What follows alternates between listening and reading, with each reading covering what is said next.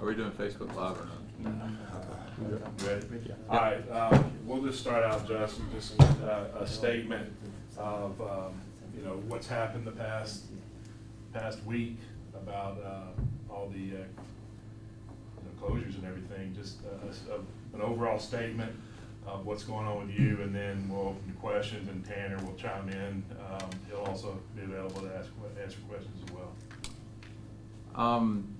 Just kind of starting out. I mean, to this point, I don't think there's been necessity for an official statement or anything, because everything seems to have changed day by day, moment by moment.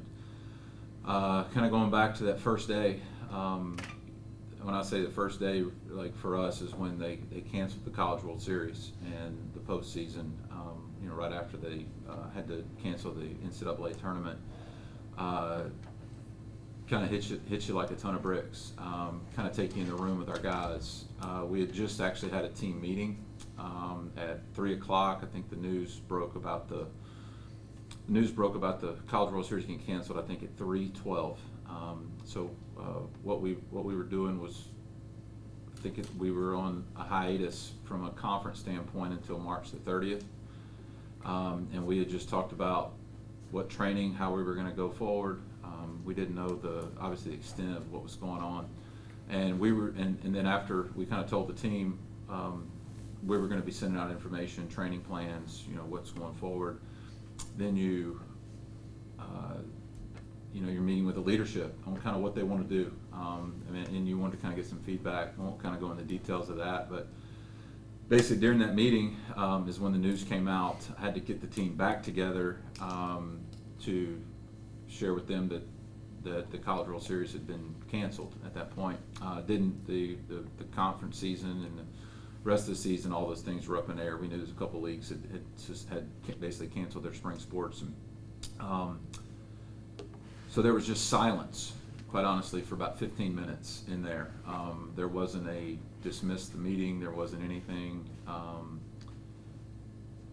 didn't know what to say. I didn't know what to say to them, and because I was processing in it with them, and the only thing you're sitting there thinking about are the players. I wasn't thinking about me. I wasn't thinking about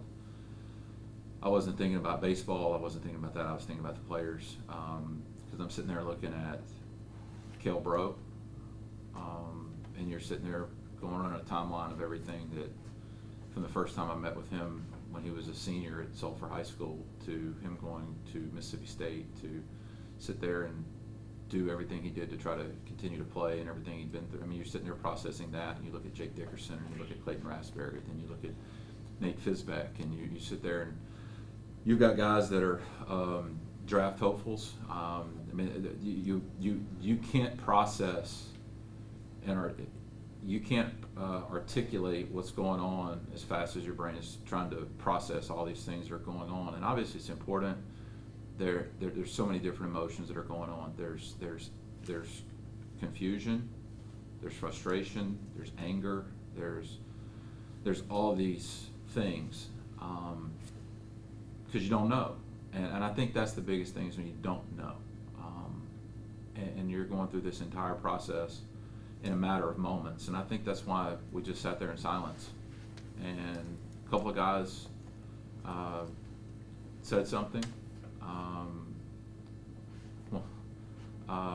Hunter Reeves, if you know Hunter Reeves and his story, and everything he's gone through, from his struggles on the field last year to the immense success that he's kind of come through with this year. If all you got to do is look at the numbers, and you got a guy that's going to have a chance to play professional baseball, make money, playing a sport he loves. He walks out and just screams into the sky, just the most primal, most innocent, because you don't know. And I think that's where people have asked me, like, "Hey, Coach, how are you?" And and this is even the next day. And like the next day, I was better, because I think we're built to handle anything. Once you figure out what hits you, what's going on, what's happening, you can. the human spirit can handle a lot of things, but in that moment, you're just processing everything, and some guys wanted to go home, and you understood that. The message to the guys at that moment was, all the feelings that you have, all the emotions and everything that's going through that is, there's nothing wrong with those things. It's not comparing it to death, but the emotions that are connected to it are very similar. You're going through a mourning period. You're grieving. You're going through all these different things, and we're still going through that right now. I think the hardest thing, the hardest thing that we had to do to this point, besides saying that, was lock the facility. I understand why we had to lock the facility. I understand why we can't be on the field, can't do things, because up until that point, all you got to do is look on social media to see that the boys had drugged the machine out to hit on the field. They were hitting, they were doing things, and were they getting better? Probably not, but that was their therapy. That was their coping mechanism. That was what they were doing. And it was all older guys, and there were other guys, but that was just how they were dealing with what they were going through. The message to them was, if you need to cry, cry. If you need to yell, yell. If you need to talk, talk. If you need to break something, let me give you something to break. The number one thing was, don't direct your anger at another person, because that person doesn't deserve it. And that was the only thing that you could tell them in that moment. And I told them that whatever was in my power, and what we've learned is our power is really limited. But whatever you could do, and whatever thing that you could do, so I said, I'm gonna fight for you, and we'll do everything that I can. I'm very thankful at this moment that the NCAA understands that there's a need to be able to give student athletes some type of opportunity for another year of eligibility, and I think that is paramount in what we're doing. I don't know what that looks like yet. I don't think anybody does. I know there are conversations going, because the rumors come from somewhere, whether it be all student athletes, whether that be just seniors, and I don't have a powerful voice in the legislation or any of those kind of things, but I do know people are making decisions. I think the first thing, and this is going to be a hard decision.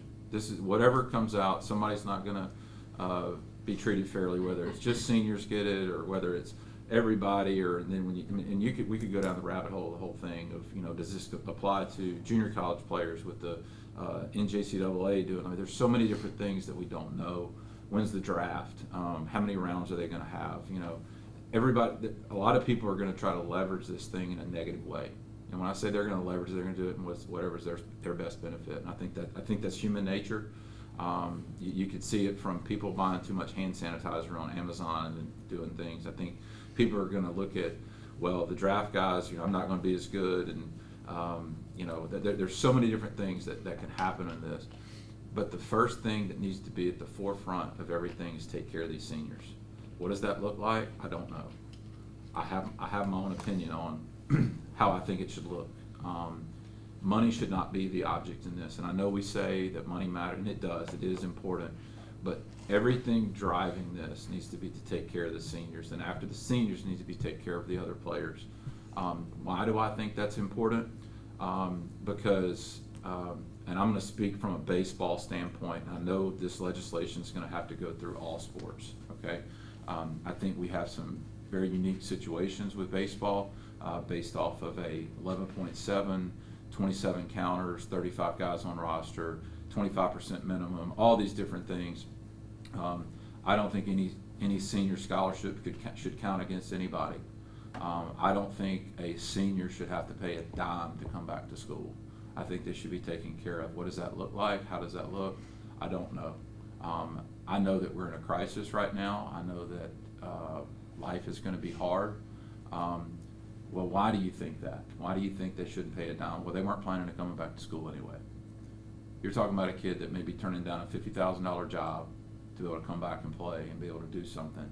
And so if it costs $20,000 to go to school and you're going to give them a 50% scholarship, which is going to be $10,000, well, they're out 60 now because they're losing that $50,000 job. They're going to have to pay another 10. Well, they're going to get the benefit of that. Hey, I get all that stuff. I get all that stuff. But the bottom line is they should be able to be taken care of. Now how does that work? What does that look like over 5 years? Man, I don't care what it looks like over 5 years.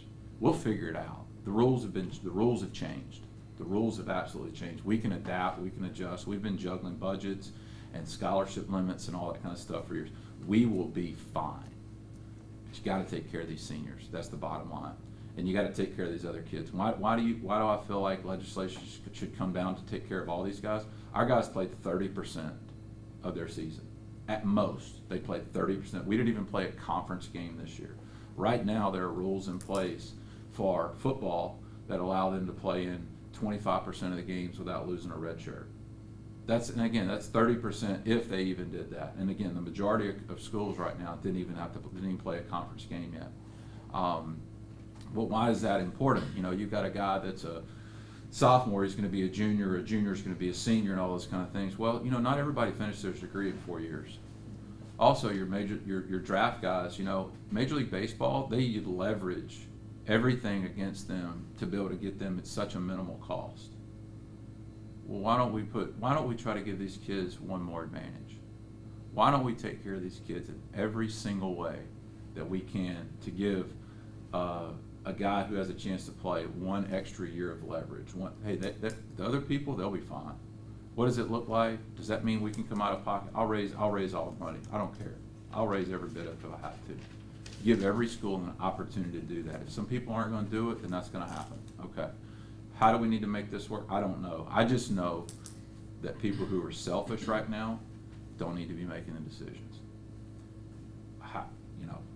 I think this is a big picture thing. I think this is about kids. I've already lost a kid that he's done. He's done forever. And that's just his decision. You know, is that fair? No, it's not fair. Life's not fair. Is this fair in how we're going to enact and what we're going to do? Man, no. But we have to keep, and look, what I'm saying may not be the best thing, but the thing on the table has to be take care of these seniors. Absolutely take care of these seniors. And then after that, you take care of everybody else. And then we figure everything else. You got to keep the thing that's most important. And anytime that gets lost, then we need to find other people to make decisions. As far as from, you know, what I feel like our responsibility is right now, hey, everything that has come down from the president to Congress to our governor to Dr. Burkell, from Tanner, from everything. Look, man, I'm gonna stay in my lane. And I'm saying that because I trust the people that are making decisions. There's been constant communication from Tanner about what's going on. Nothing comes out from our school or the state that surprises me, and so I'm extremely appreciative of that, because then it allows me to give our kids a heads up of something that may be coming out. I was able to give them a heads up about 3 minutes before I told them the conference season was going to be canceled. I was able to tell them 3 minutes before the conference put out something. So I can't tell you how important that is. But, you know, right now, you know, my responsibility is figuring out how do I take care of our kids. Right now, academics and their health. Okay, those are the things that we're trying to find a way to take care of right now. Make sure that they're transitioning to online. We know how many kids have laptops. We know how many kids don't. We got 3 kids that don't, and so we're you know, if that means you know, going to buy obviously our study lab is available right now, but if that means you know, if I need to go purchase, you know, 3 laptops or whatever to be able to use from a university standpoint, to be able to check them out just like you can do. Like I'll do anything to be able to take care of our kids right now. That's what's the most important thing. And then what can we do to give them hope? What can we do to give them this is going to be next? Is baseball from my standpoint the most important thing? Absolutely not. Absolutely not. Not right now. But I think Jake Dickerson said it best. This was before the announcement said, "Hey, do you guys want to take a week off before we get back going and all this kind of thing?" And the most genuine, heartfelt thing that he said, "Coach, I just want to be together." And that's what we can't have right now. We can't have that as a team. We can't have that as a society. And that's the hardest thing right now, is we can't be together. Because that's what they learn. Yeah, they learn how to win baseball games. Yeah, they learn that stuff. But everything that we want right now in society, everything that you want in your families, everything that you want, they just want to be together. So that's why closing the building that day was one of the hardest damn things I ever had to do. I wanted to cheat. I wanted to tell them to use wood bats because they're quieter than metal bats. I wanted to do that. That's all I wanted to do, so I could let them be together. But that wasn't the right thing at that time. Had to lock the doors. Had to do the stuff. Can't play on the playground. Can't do things. You just want to help, and that's what we want to do right now. What does that look like? The only thing that the NCAA has a chance to do right now, because none of this other stuff matters, the only thing they need to do is give us hope. They need to give good people a seat at the table. I'm not saying everybody needs to have an opinion on this, okay? There's a lot of smart people. There's a lot of good people in the NCAA that are associated with it in our sport. I don't know how it affects softball. I don't know how it affects track. I can't imagine what a basketball player feels like right now. It affects them too. We want to give them an opportunity and then allow them to make a choice. That's what's the most important thing right now. We will adapt.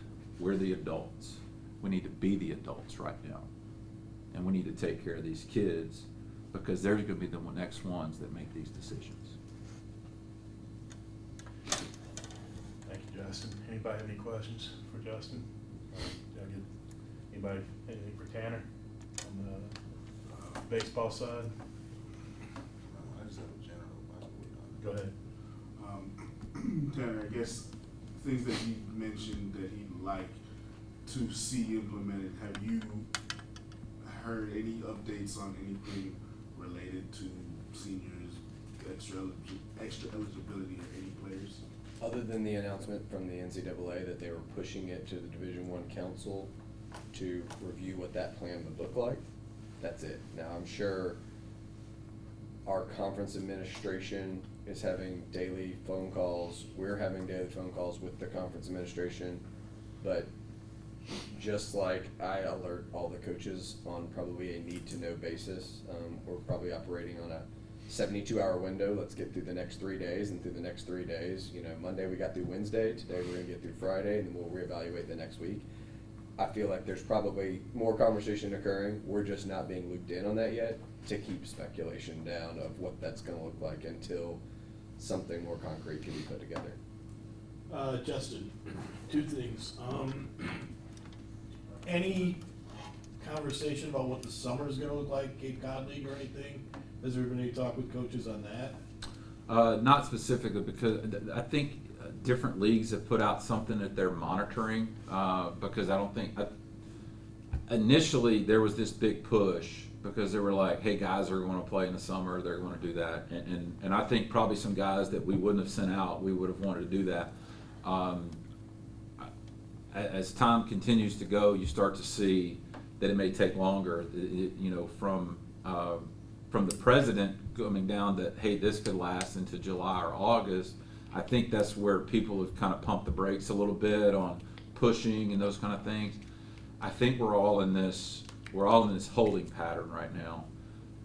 The only thing that anybody's doing right now is just getting ready for whenever the green light happens, or we just need to be ready to go, whatever that is. So I'm going to have a list of guys to go play summer ball.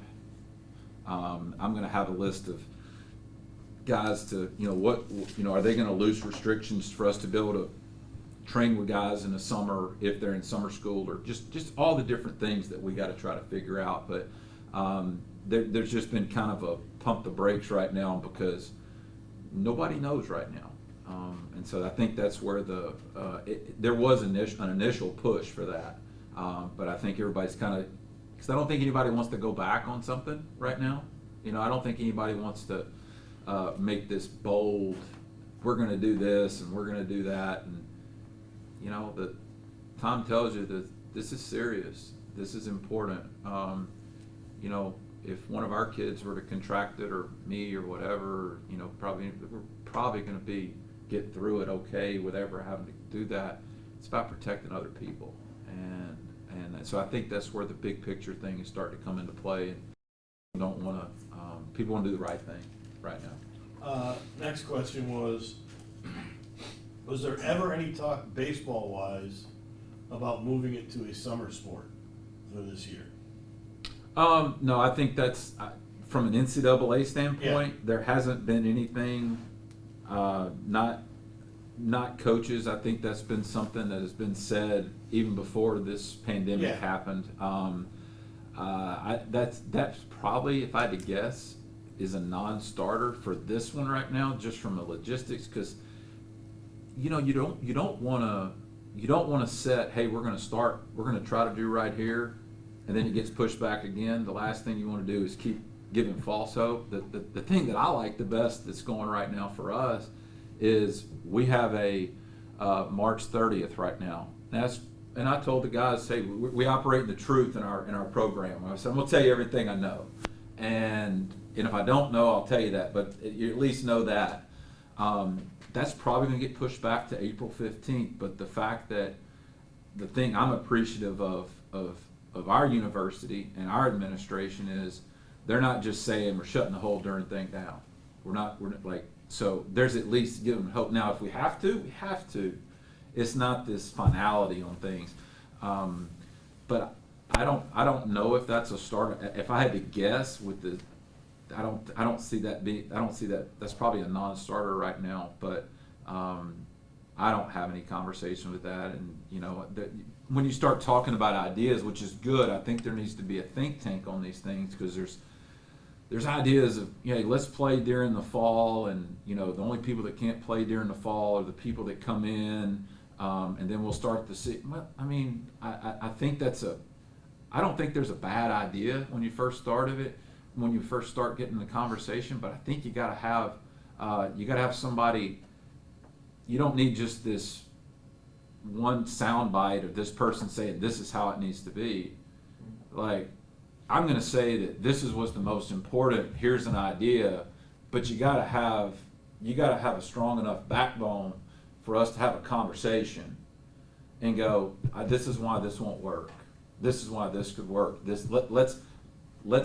have some really smart people work together to try to make this thing happen. Now, comparative to everything that's going on in the world, this is really, really small, but it's our world.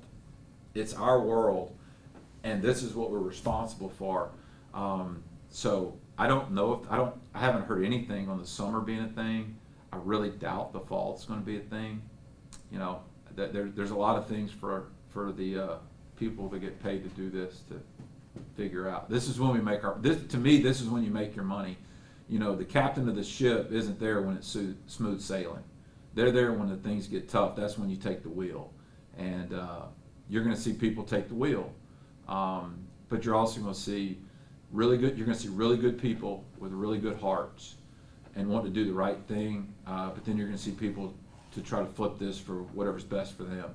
And I think we just need to be really transparent about things. Maybe this is for Tanner, but you said about the 15th, maybe April 15th, and that if the school doesn't come back, could you have practices could you do a practice if the school itself doesn't come back? I think right now, we're not talking about, we're at such a lockdown period, we're talking about just being able to open facilities back up should kids want to come do it on their own. Not even close to a conversation about organizing Just opening up the activities. facilities? Correct, just getting back to, we're talking about kids who have had pretty regimented activities their whole lives athletically, and now go sit in a bubble and don't do anything, is trying to phase back with restriction into what can we allow them to do for their mental well-being.